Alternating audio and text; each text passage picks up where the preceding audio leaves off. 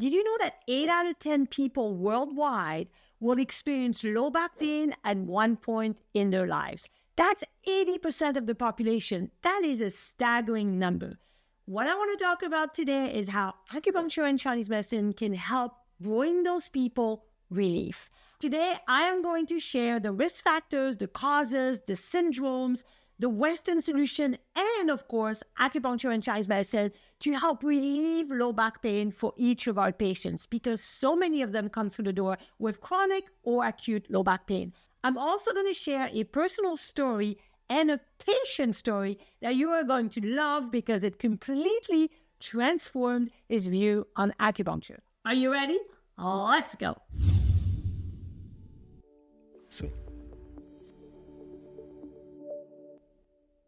Welcome back to my channel. If it's your first time here, I'm Clara from AcuPro Academy, and I create Chinese medicine and acupuncture content for students and practitioners, making it easy to grasp and fun to learn. Let's do this. For most people, low back pain is going to start in their 30s and 40s, and eventually past 50, it becomes much more prevalent with the whole population. I experienced my very first low back pain when I went on holiday in Hawaii. It was our first time in Hawaii on the island of Kauai, which is so beautiful. We hiked the first 3 days, sat on the beach, went for walks, had a blast. The fourth day, we played tennis in the morning, and in the middle of the tennis game, I felt something happen in my lower back. Now remember that lower back is usually encompassing lumbars and sacrum. And I felt like my L4, L5, because I'm aware of my body, something happened. I continued to play tennis, and then we finished, and I said to my husband, I don't feel good. My lower back is really not happy. I felt like almost a disc in my lower back slipped. It really felt like this, like something slipped, and the pain got worse and worse and worse. And a few hours later, I was in excruciating pain. It was so bad. I was crying. I didn't know what position would help. Sitting didn't help. Standing didn't help. Laying down was making it worse. The best for me was to continue to take little steps and walk. I didn't sleep all night. I was in so much pain. The next morning, we looked for something to give me relief. So I found a chiropractor close to where we were staying, and he looked at my back and he said, I've never seen this. So he said my L4, L5 area was so inflamed, he couldn't touch me. So we looked for an acupuncturist. Now, the acupuncturist was able to needle me while I was standing up. I could not lay down. I was in so much pain. So while I was standing up, he needled my lower back. He needled me, and then I just kept walking back and forth, little step, while being in the treatment room. Now, it helped for a little bit of time, but it didn't last because I was in so much pain due to the fact that my disc was herniated. And I kind of felt that, right? The rest of my vacation was horrible. And when I had to sit in the plane for 6 hours, I was in so much pain. And at the end, my husband and a gentleman sitting next to us had to help me get up because I couldn't even get up. I was so much in pain. We made it home, and yes, it was herniated. And after that, I had regular acupuncture with electrostimulation, and I was better, but it took about a couple of weeks of acupuncture before I felt better.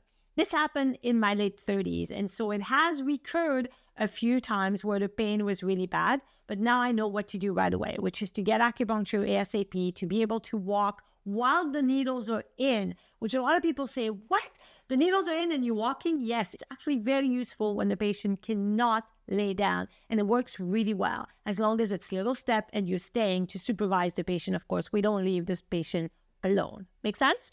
Okay. So that was my little story behind it, and I have to really do a lot of work to keep my back strong and healthy because I don't want to have any issue when it comes to this because I know how painful it can be. What are the risk factors that can contribute to low back pain? One of them is trauma injury. Makes sense, right? The second one is excess weight, specifically in the lower abdominal region, which contributes to low back pain because there's an imbalance between the weight in the front and in the back. This is why pregnant women have low back pain quite often as their belly expands, as the baby grows, right? And we are going to talk about how we can treat low back pain with pregnant women because there are a lot of points that we cannot use during pregnancy. The next risk factor is weak core muscles. I worked in the fitness industry for 15 years, and a lot of people had weak core muscles, weak abdominal region and weak lower back. So trying to strengthen the core with exercises that really build the core will prevent low back pain later on. So that's really important to keep our core strong. The next one is career.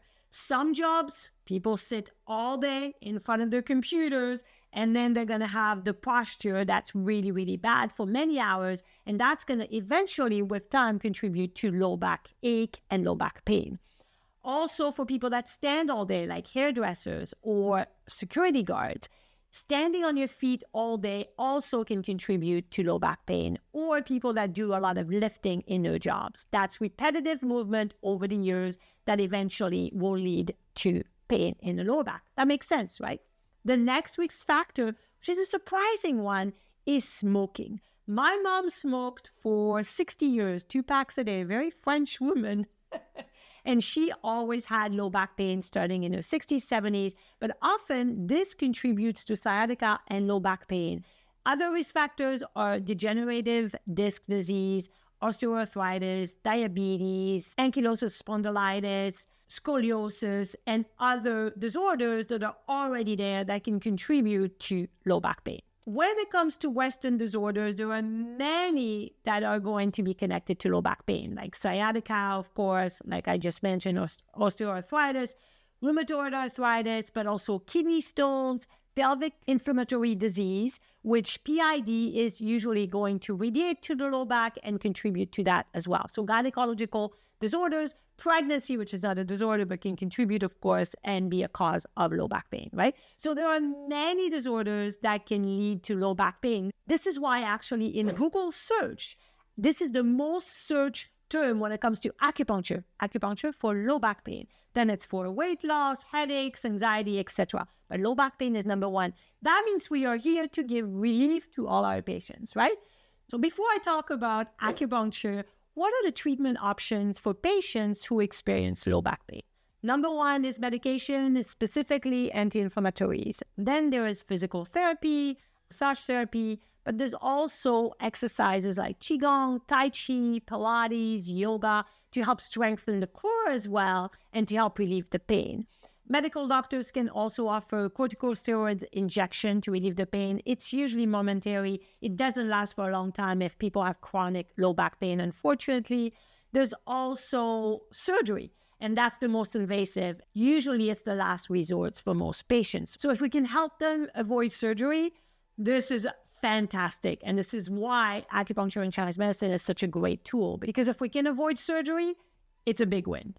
There are lifestyle adjustment that's important to discuss with patients if they are overweight, specifically in the belly area, or if they are sitting at their computer all day long and their job contributes to low back pain, to ask them to make some change, maybe having a standing desk or having a chair that's ergonometrically perfect for the lower back, right? Or making sure that they are strengthening their core muscle as well and do the exercise. So education should be our number one priority to help patients.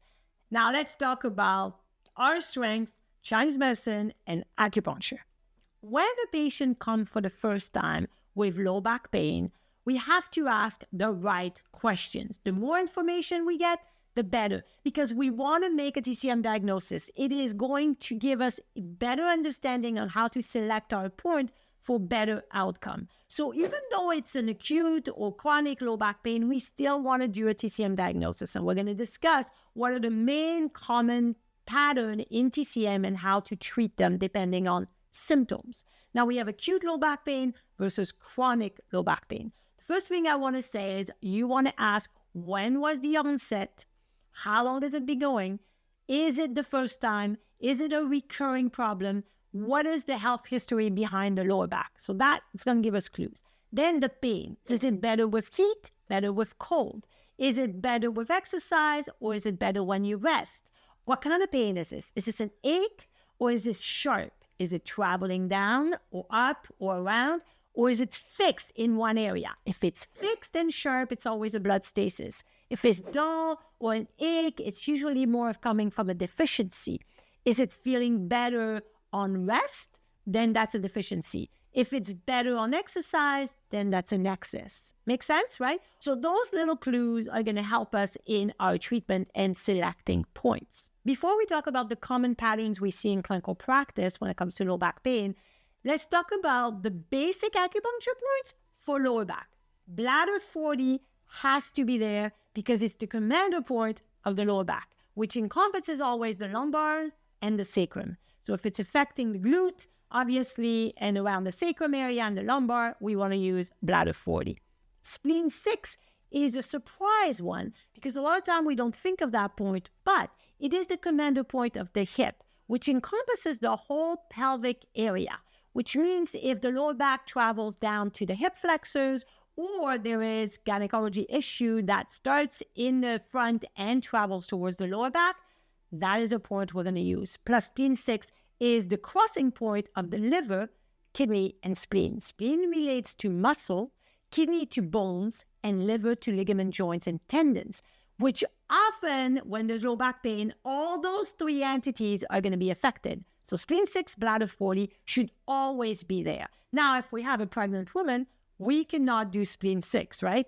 And bladder 40 is not always easy depending on the position the patient can sit. So if they can lay down on their side, great, we can do bladder 40. But if they cannot and they have to sit up, then we can't do bladder 40. We have other points that we will do, and we'll talk about this when we talk about pregnancy, okay? But in general, spleen 6, bladder 40, great combo to put on anyone that has low back pain.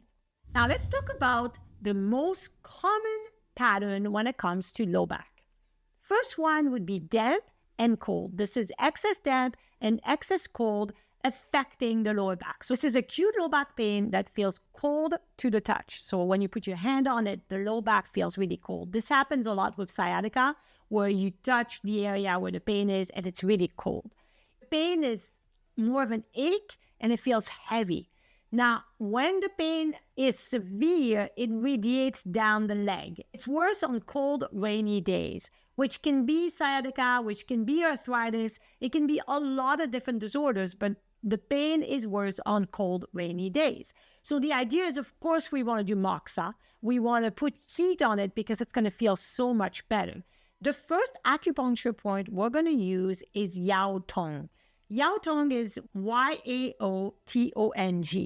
And it is actually 2 points located on the dorsum or the back of the hand. It's midway between the transverse wrist crease and the metacarpophalangeal joint, between the 4th and 5th metacarpal bone, and the other one is between the 2nd and 3rd metacarpal bone, because there are 2 points. And actually, often, if you massage those points or press on them, they're going to be very tender for a lot of people. So Yao Tong are 2 points that are very useful that patients can massage.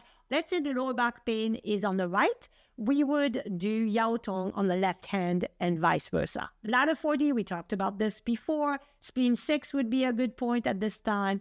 For distal point, bladder 60 is also really good. Gallbladder 34, because gallbladder 34 is the influential point of the joint, ligament, and tendons, which are affecting the area as well. And then we want to do local points like bladder 23 or wherever the pain is. And we want to moxa that whole area, specifically do 4, governing vessel 4. The next pattern that is very common is the opposite of damp cold. It's still damp, but now with heat. So this is again acute lower back, but this time it's hot and swollen. And the pain is worse with heat or humid weather.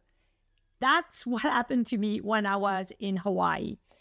The person is irritable, thirsty, has dark, scanty urine, and could be sweating easily. Now, we're going to start with Yao Tong, again, the 2 points on the dorsum of the hand. Bladder 40, again, this is very similar, right? Gallbladder 34, bladder 60. And this time, we're not doing moxa, of course, because we don't want to add heat. We want to clear the heat. So large intestine 11 would be a good point. Do 14 can also be a good point because it's in the back, right? And we want to do local point. Again, you could do bladder 23, which is the back shoe point of kidney on the lower back at L2, or wherever the pain is. Those are basic points. Of course, you can add up more, but I just wanted to start with the basics. The next one, which is still acute, is wind damp, external pathogen wind and damp invasion. So again, it's acute for the low back pain. It's very achy and heavy and stiff. Like the back feels really stiff. It's really hard to move. It takes us a while to kind of be able to move around, right? The body feels very heavy.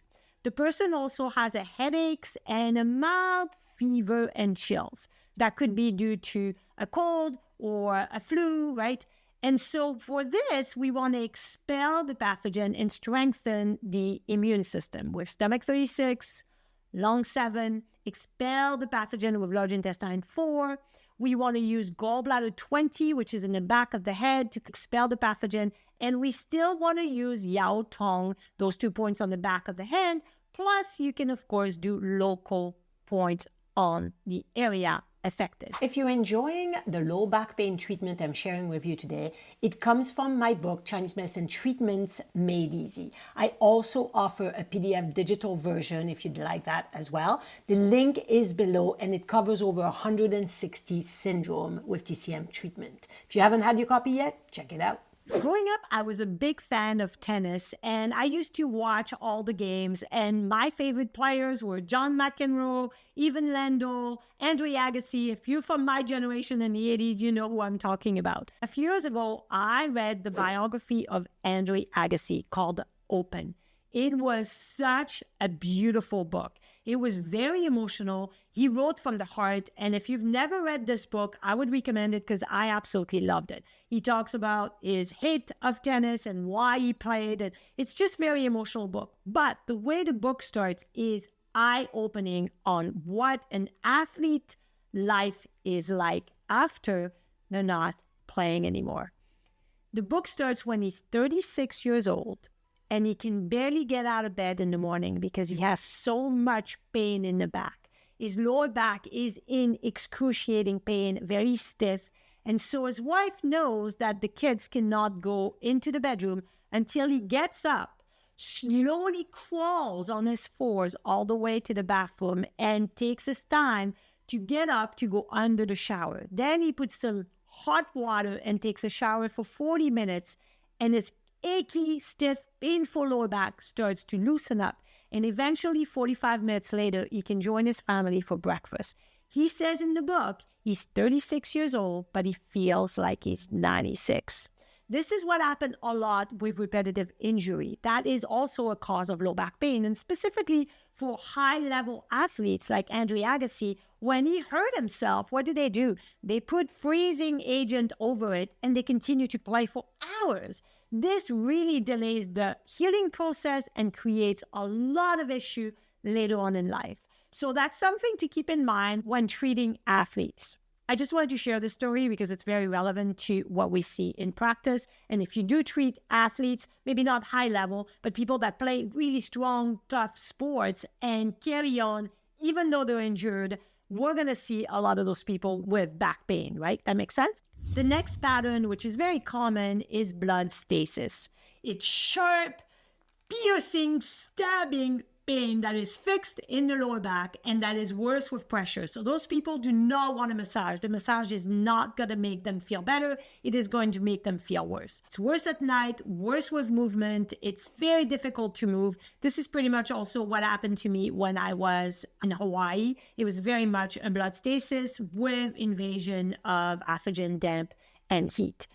So this could be sciatica, low back injury, but no matter what, the blood stasis is always sharp, piercing, fixed low back pain. We are going to start with Yao Tong and bladder 40. You can add up spleen 6 as well. The best points to move blood and move qi to relieve pain is large intestine 4 and liver 3. Gallbladder 34 to affect the joints, ligament, and tendon.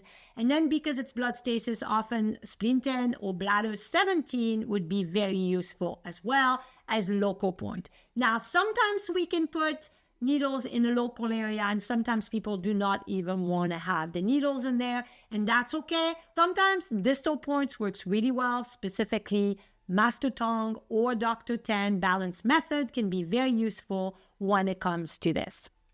The next pattern is liver qi stagnation. Liver chi stagnation is going to be low back pain radiating to the rib area that is worse when we are stressed.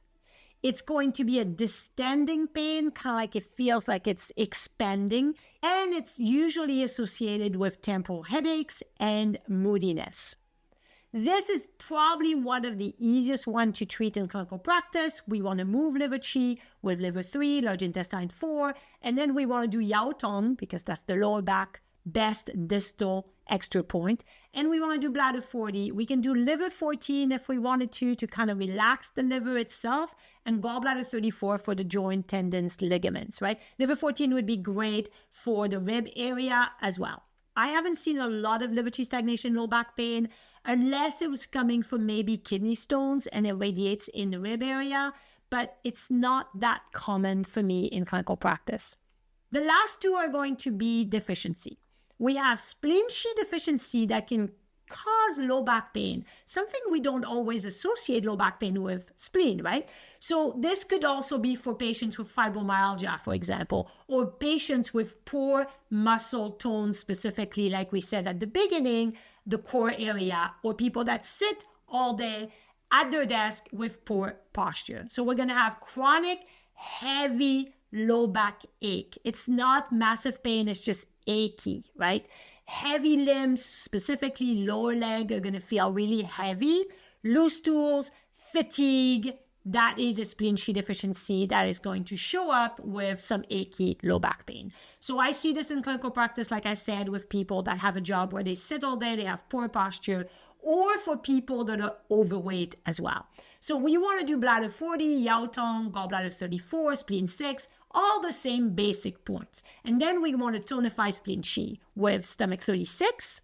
We can do bladder 20, the back shoe point of spleen. That would be really useful. We can do spleen 9 because when there's spleen qi deficiency, there's a dampness that accumulates, right? Because spleen is not able to transform and transport all the fluid. So that we could use as well. And if it was fibromyalgia, I would use spleen 21, one of the best points for fibromyalgia because it's the major lower connecting point of the spleen, which connects to all the muscular region of the body.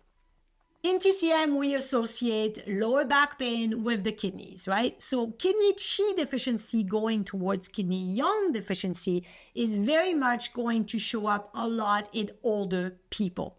It is a chronic low back pain that is dull and constant. So it's an ache, it's not strong, but it's achy and it's always there. The people that experience this are going to feel really good with massage. They love the heat on it and they love the massage on it. It makes them feel better. It's going to be worse on cold days. So this could be arthritis, right? Obviously related, but not always necessarily. It is worse on exertion or too much sexual activity. Those patients also have weak knees, poor digestion, tendency to have low libido, and retain water in the lower limbs, like edema of the ankles. The best points, again, are going to be your spleen 6, your yao tong, gallbladder 34, bladder 40. We also want to put the back point of kidney, bladder 23. Then we could do 4, or governing vessel 4, specifically if it was really yang deficiency, then we would do moxa to help bring more fire to the lower back area. I wanted to give you the common pattern we see in clinical practice, so you can start with that base. And then, of course, there's other patterns that can emerge as well. This is not just exclusive. At the beginning, we talked about pregnancy and low back pain. I have an entire course online, on demand, on pregnancy. If you feel not confident in treating pregnant women, you can check it out. The link is below in the show notes. However, let's talk about low back pain for pregnant women. We cannot do spleen 6. We could do bladder 40, it's a safe point, if you are putting the patient on the lateral position. You cannot needle the lower back, the lumbar, during pregnancy at all.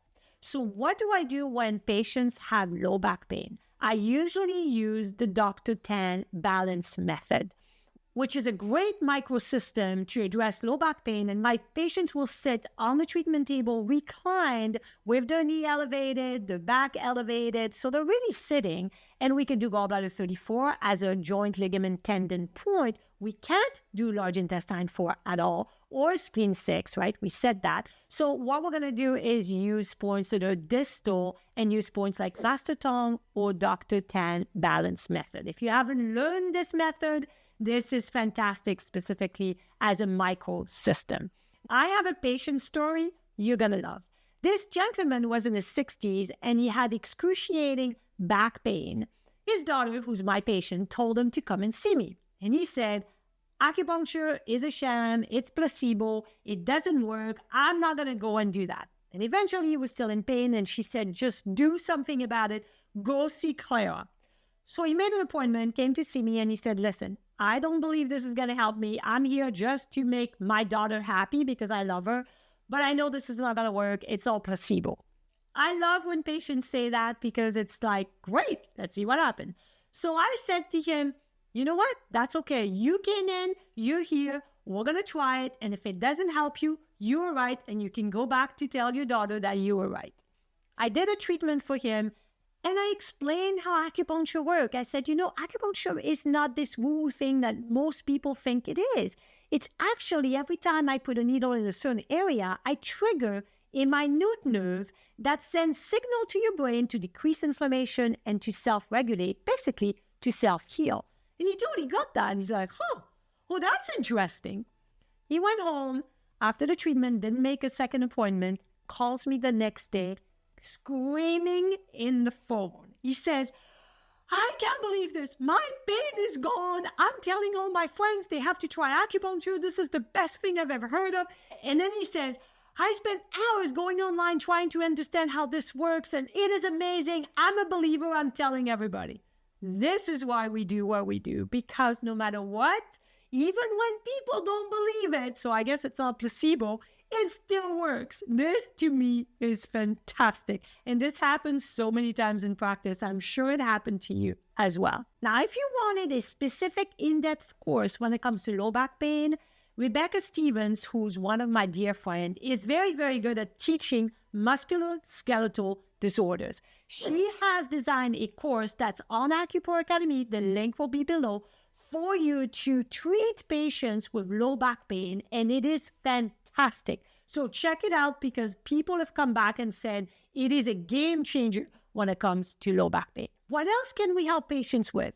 Cupping is fantastic for low back pain. When there's a lot of blood stasis and acute sharp pain, adding electrical stimulation can also help increase the outcome. You can do gua sha as well, tuina, depending on each patient and what their pattern is, excess or deficiency. Those are tools we can add up as well. We have an amazing toolbox when it comes to Chinese medicine and acupuncture for lower back pain. If you've missed the YouTube live I did on acupuncture points for acute pain anywhere in the body, check it out here because it's one of my most popular ones. And you might want to bypass the singing at the beginning because yikes! But I hope you benefit from it as well as you did this one. No matter what, keep rocking it using TCM, and I'll see you in the next video.